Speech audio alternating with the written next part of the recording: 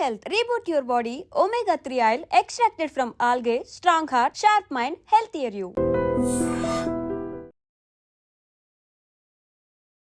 Welcome to iDream media. So జనరల్గా deficiencies, vitamin deficiencies ఇబ్బంది పెడుతూ ఉంటాయి. అయితే ఏ విటమిన్ డెఫిషియన్సీ ఉంటే మనకి ఎలాంటి లక్షణాలు కనిపిస్తాయి, వివరాలు తెలుసుకుందాం. మనతో పాటు ఉన్నారు ప్రముఖ న్యాచురోపతి వైద్యులు డాక్టర్ జ్యోత్స్నా పులిపాటి గారు. మ్యామ్ నమస్తే అండి. నమస్తే అండి. మ్యామ్, విటమిన్ డెఫిషియన్సీ లక్షణాలు, దాన్ని మళ్ళీ సరి చేసుకోవడం ఎలాగా ఫుడ్స్తోని అనేది చేద్దాము. ఎన్ని రకాల విటమిన్స్ ఉన్నాయి, ఏ డెఫిషియన్సీ వస్తే ఎలాంటి లక్షణాలు కనిపిస్తాయి, వాటికి ఎలాంటి ఆహారాలు తీసుకోవాలి? ఓకే, చాలా బ్రాడ్ క్వశ్చన్ అండి. సో విటమిన్స్ మనకి 2 రకాల విటమిన్ కేటగిరీస్ ఉంటాయండి. Water soluble vitamins and fat soluble vitamins అన్నమాట.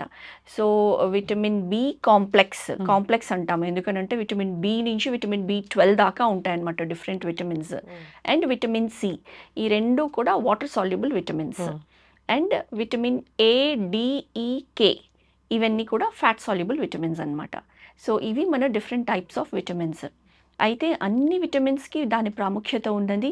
అండ్ విటమిన్ డెఫిషియన్సీస్ అనేవి డిఫరెంట్ సిమ్టమ్స్ మనకు కనిపిస్తూ ఉంటాయి. అయితే ఈ మధ్య కాలంలో కొన్ని విటమిన్ డెఫిషియన్సీస్ అనేది అధికంగా మనం ఆల్మోస్ట్ 10 మందిలో 7-8 మందిలో చూస్తూ ఉన్నాము. అండ్ ఎటువంటి ప్రాబ్లం ఉన్నా కానివ్వండి, ఈ స్పెసిఫిక్ విటమిన్ డెఫిషియన్సీస్ ఒక మూల కారణంగా మనం చూస్తున్నాం అనమాట. లేటెస్ట్ రీసెర్చ్ ప్రకారం any kind of a disease, right from chronic diseases like even diabetes, hypertension కానివ్వండి, ఆటోఇమ్యూన్ డిసీజెస్ కానివ్వండి, or any kind of bone and muscle డిసీజెస్లో మనం ఎక్కువగా అధికంగా చూస్తున్నది విటమిన్ డి డెఫిషియన్సీ. సో చెప్పాలి అని అంటే ఎంత దుఃఖకరమైన విషయం అని అంటే, మనకి వెస్టర్న్ కంట్రీస్లో అసలు ఎక్కడైతే సన్లైటే ఉండదు. కానీ మన అందరికీ తెలుసు విటమిన్ డి మన స్కిన్లో సింథసైజ్ అయ్యి మన బాడీలో అబ్జార్బ్ అవ్వాలి అని అంటే మనకి సన్లైట్ కావాలి. మన దేశంలో సన్లైట్ అనేది చాలా అధికంగా పుష్కలంగా అవైలబుల్గా ఉంటుంది. కానీ ఇప్పుడు మనం ఈ డెఫిషియన్సీ అయినా అధికంగా చూస్తున్నాం. దానికి కారణాలు, అసలు సన్కి ఎక్స్పోజర్ అనేదే లేకుండా అయిపోతుంది.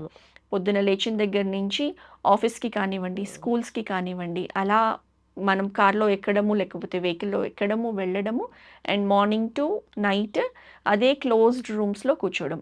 సో పర్టికులర్గా బయట ఈవెన్ పిల్లలు కూడా బయట ఆడడం అనేది చాలా తక్కువ అయిపోయింది. మార్నింగ్ టైంలో హడావిడిగా వాళ్ళు స్కూల్కి రెడీ అవుతారు, బయలుదేరుతారు, వెళ్ళిపోతారు. ఎప్పుడో ఈవినింగ్ వస్తారు, రాగానే ట్యూషన్స్, హోంవర్క్స్ అని కూర్చుంటారు. ఈవెన్ వర్కింగ్ పీపుల్ కూడా మార్నింగ్ వెళ్ళారనంటే నైట్ వరకు అసలు ఎక్కడ కూడా సన్ ఎక్స్పోజర్ అనేది లేకుండానే ఉంటుంది. ఇంకా నైట్ షిఫ్ట్స్లో వర్క్ చేసే వాళ్ళ పరిస్థితి ఇంకా దారుణంగా ఉంటుంది. సో దీంతో మనం ఈ విటమిన్ డి డెఫిషియన్సీ చూస్తున్నాం. అయితే దీని సిమ్టమ్స్ అండ్ సైన్స్ ఎలా ఉంటాయనంటే చాలా అన్ఎక్స్ప్లెయిన్డ్గా ఉంటాయన్నమాట. ఎవరికైనా కానివ్వండి బోన్స్ లోపల బొక్కల నుంచి నొప్పేస్తుంది అనేసి అంటారు. నాకంత మజిల్ పెయిన్స్ ఉన్నాయి అని అంటారు. ఒళ్ళంతా తెలియని నొప్పులు అన్నమాట.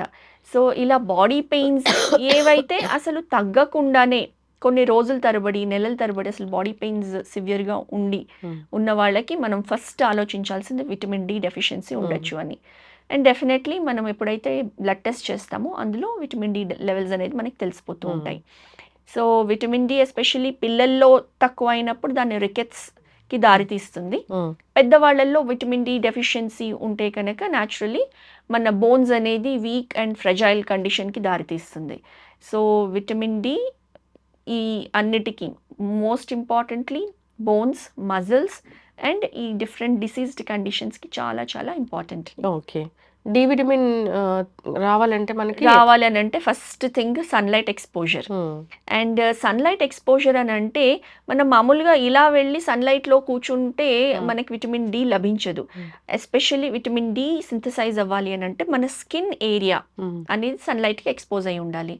అండ్ దానికి కూడా morning time or evening time before మనం చెప్పాలి అని అంటే 10 AM, 7 to 10 AM మంచి సన్లైట్ ఏవైతే ఉంటుందో యూవీ రేడియేషన్ కూడా తక్కువ ఉంటుంది. అలాంటి టైంలో అయితే గనక 30 minutes మినిమం మనం సన్కి ఎక్స్పోజ్ అవ్వాలి. సో మినిమం క్లోదింగ్ వేసుకోవడము and especially light coloured clothes వేసుకుంటే కనుక సన్ రేస్ బాగా పెనిట్రేట్ అయ్యి మనము విటమిన్ డి సింథసైజ్ చేయడానికి మన స్కిన్ బాగా హెల్ప్ అవుతుంది. లేకపోతే ఇలా టైం లేని వాళ్ళు, లేకపోతే మార్నింగ్ సన్లైట్లో ఎక్స్పోజ్ కాలేని వాళ్ళకి ఈ మధ్యలో even afternoon time between 1 to 4 అయినా కానివ్వండి, 2 to 4 అయినా కానివ్వండి, ఆ టైంలో సన్లైట్ అనేది షార్ట్ రేస్ అనమాట, డైరెక్ట్గా మనకి పడుతూ ఉంటాయి. So even 15 minutes exposure sufficient అనమాట. ఓకే. సో ఆఫ్టర్నూన్ టైంలో ఒక 10 to 15 minutes ఎక్స్పోజ్ అయినా కానివ్వండి, మన బాడీకి కావాల్సిన విటమిన్ డి అనేది సన్లైట్ ద్వారా సింథసైజ్ అవుతుంది. And foods, so vitamin D rich foods, vitamin D rich foods చెప్పాలి అంటే కొన్ని లిమిటెడ్గానే ఉన్నాయి. ఫర్ ఎగ్జాంపుల్ మష్రూమ్స్లో విటమిన్ డి అధికంగా ఉంటుంది. అట్ ద సేమ్ టైం మష్రూమ్స్ని మనం తెచ్చుకున్న తర్వాత వాటిని కొంచెం సేపు ఉప్పు నీళ్ళల్లో కడిగేసి జస్ట్ ప్లేట్లో ఆరబెట్టి మనం సన్లైట్లో పెట్టామనుకోండి, ఒక 15 minutes వాటికి సన్లైట్ని అబ్జార్బ్ చేసుకునే ప్రాపర్టీ ఉంటుందన్నమాట. అండ్ అది తెచ్చుకొని మనం కుక్ చేసుకుంటే మనకు అందులో కూడా విటమిన్ డి లభిస్తుంది. ప్లస్ సమ్ ఫార్టిఫైడ్ ఫుడ్స్, కొన్ని మిల్క్స్ కానివ్వండి, లేకపోతే జ్యూసెస్ కానివ్వండి, ఈ మధ్య వాటిని ఫార్టిఫై చేస్తున్నారు విటమిన్ డితో. ప్లస్ వీటన్నిటితో పాటు even green leafy vegetable and certain kind of fishes అన్నమాట, వాటిలో కూడా విటమిన్ డి అధికంగా ఉంటుంది. ఓకే. B12 డెఫిషియన్సీ ఉంటే? B12 డెఫిషియన్సీ ఉన్న వాళ్ళకి సిమ్టమ్స్ వచ్చేసి మెయిన్గా మౌత్ అల్సర్స్ రావడము, తర్వాత B12 అనేది మన బాడీలో రక్తం కణాలు ఆర్బీసీస్ని ప్రొడ్యూస్ చేయడానికి చాలా ఇంపార్టెంట్. సో రక్త కణాలు తక్కువైపోతాయి, హిమోగ్లోబిన్ లెవెల్స్ తగ్గుతాయి అన్నమాట. సో B12 డెఫిషియన్సీ ఎనీమియా అనేది వస్తుంది. సో ఎప్పుడైతే వాళ్ళకి ఈ ఎనిమిక్ కండిషన్లో ఉంటారో బ్రెయిన్కి ఆక్సిజన్ అనేది తక్కువైపోతుంది, బికాజ్ ఆర్బీసీస్ తక్కువ ఉంటాయి. అలాంటి కండిషన్లో మెంటల్ ఫాగింగ్ కానివ్వండి, బ్రెయిన్ ఫాగింగ్ అంటాము, తర్వాత memory loss, temporary memory loss లాగా ఉండడము, తర్వాత టింగ్లింగ్ అండ్ నమ్నెస్ ఉంటుంది, మొహం అంతా బాడీ అంతా కూడా పాలిపోయినట్లు ఉంటుంది రక్తహీనతతో. సో ఇట్లాంటి అండ్ వాళ్ళకి వీక్నెస్ అన్నమాట, విపరీతమైన వీక్నెస్, ఫెటీగ్, లెథార్జీ, ఏమీ పని చేయాలనిపించదు, అలాంటి కండిషన్స్ అంతా కూడా మనం B12 డెఫిషియన్సీలో చూస్తాము. ఓకే. అంటే పొట్టు ధాన్యాలు తీసుకుంటే B12 డెఫిషియన్సీ? పొట్టు ధాన్యాల్లో ఉంటుంది B12 బాగా. ఈవెన్ పుట్టగొడుగుల్లో, మష్రూమ్స్లో కూడా B12 బాగా ఉంటుంది. తర్వాత ఫర్మెంటెడ్ ఫుడ్స్లో మనం ఇడ్లీ, దోశ చేసేటప్పుడు బ్యాటర్ని ఫర్మెంట్ చేస్తాము, అలాంటి ఫర్మెంటెడ్ ఫుడ్స్లో విటమిన్ B12 బాగా ఉంటుంది. తర్వాత ఈవెన్ కర్డ్, బటర్ మిల్క్, దీంట్లో కూడా విటమిన్ B12 మనకి బాగానే లభిస్తుంది అనమాట. ఎస్ డాక్టర్ గారు, ఈ సి విటమిన్ డెఫిషియన్సీ ఉంటే ఎలాంటి లక్షణాలు కనిపిస్తాయి? సి విటమిన్తో మనకి వచ్చే డిసీజ్ని స్కర్వీ అంటాం అనమాట.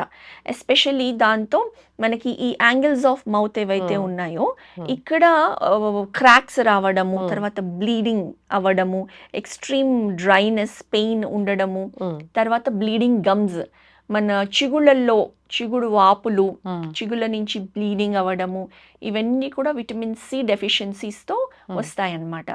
అండ్ విటమిన్ సి మెయిన్గా బి కాంప్లెక్స్ అండ్ విటమిన్ సితో ఏంటంటే అవి వాటర్ సాల్యుబుల్, కాబట్టి మనం కంటిన్యూస్గా సప్లై చేయాలి, అదర్వైజ్ అవి మన బాడీలో వెళ్ళిపోతూనే ఉంటాయన్నమాట, స్టోర్ అవ్వవు. కాబట్టి విటమిన్ సిని మనము రెగ్యులర్ ఆల్ సిట్రస్ ఫ్రూట్స్, నిమ్మకాయ, ఆరెంజెస్, బత్తాయిలు, పైనాపిల్ అండ్ ఎస్పెషలీ గ్వావా, జామకాయ, నేరేడు పండ్లు, వీటన్నిటిలో కూడా విటమిన్ సి బాగా లభిస్తుంది. సో అవి మన డైలీ ఫుడ్స్లో ఇన్కార్పొరేట్ చేసుకోవడానికి చూడాల్సి ఉంటుంది అనమాట.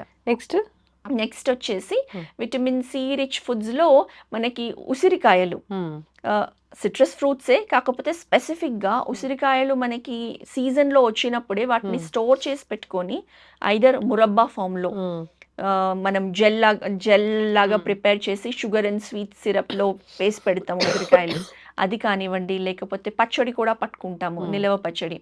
సో అలా పెట్టుకున్న మనము రోజుకొక హాఫ్ కాయను, చిన్నదైతే ఒక 1 full కాయ పెట్టుకొని ఉసిరికాయ తినడం కూడా రిచ్ ఇన్ వైటమిన్ సి మనకి దొరుకుతుంది అనమాట. సో ఇవి main sources of vitamin C అని చెప్పాలండి. ఓకే. సో విటమిన్ ఈ వచ్చేసి vitamin E very good for the skin అన్నమాట. అండ్ ఐస్ కూడా, ఐస్కి మెయిన్గా విటమిన్ ఏ చాలా ఇట్ ఈస్ వెరీ గుడ్ అనమాట. ఇవి ఎస్పెషల్లీ మనకి కొన్ని fish sources, cod liver oil అంటాము, మనకి సప్లిమెంట్స్లో కూడా దొరుకుతూ ఉంటాయి జెల్ ఫామ్స్లో. And vitamin E and A ఆకుకూరల్లో చాలా బాగా దొరుకుతాయి. ప్లస్ మన Hmm. Nuts, Hmm. Especially seeds ఉన్నాయి కదండి, Hmm. Pumpkin seeds, Hmm. Sunflower seeds, Hmm. Chia seeds, watermelon seeds, Hmm. వీటిల్లో ఈ విటమిన్స్ అధికంగా దొరుకుతాయి, ఓకే. నట్స్ అండ్ సీడ్స్లో అన్నమాట. విటమిన్ కే కోసం ఏం చేయాలి? విటమిన్ కే, పాలకూరలో విటమిన్ కే బాగా అధికంగా దొరుకుతుంది. Hmm. కాకపోతే ఏంటంటే విటమిన్ కే ఆర్ పాలకూర తీసుకోకుండా ఉండాల్సిన వాళ్ళు ఎవరైతే బ్లడ్ థిన్నర్స్ పైన ఉన్నారో Hmm. అలాంటి వాళ్ళు కొంచెం జాగ్రత్తగా తీసుకోవాలి, Okay. అధికంగా అవి తీసుకోకుండా ఉండాలి. Hmm. బికాస్ ఆల్రెడీ వాళ్ళు బ్లడ్ థిన్నర్స్ పైన ఉన్నారు. Hmm. అండ్ అలాంటప్పుడు ఇది క్లాట్ చేయడానికి హెల్ప్ చేస్తుంది కాబట్టి అది చూసుకొని అవాయిడ్ చేయాల్సి ఉంటుంది అనమాట. Okay. So and vitamin K sources వచ్చేసి ఫ్రెష్ ఫ్రూట్స్, Hmm. లైక్ మనకి బెర్రీస్లో కూడా విటమిన్ కే చాలా బాగా అధికంగా లభిస్తుంది. Hmm. అండ్ అవకాడోస్లో విటమిన్ కే బాగా లభిస్తుంది. సో ఈ good sources of vitamin K in combination with other vitamins మనకి లభిస్తున్నాయండి. ఓకే మ్యామ్, చాలా చక్కగా చెప్పారు. డెఫిషియన్సీ వస్తే ఎలా ఉంటుంది, దాన్ని ఎట్లా సరి చేసుకోవాలి ఫుడ్స్ ద్వారా అనేది, ఇంకా చాలా దీన్ని ఎలాబరేట్గా చేద్దాము, తప్పకుండా. సిరీస్ కంటిన్యూ చేద్దాము మ్యామ్. రకరకాల ఫుడ్స్, విటమిన్ సోర్సెస్ గురించి చక్కటి ఇన్ఫర్మేషన్. ధన్యవాదాలు. నమస్తే అండి. Sir, one life lesson what medicine has taught you. whatever you can do without expecting.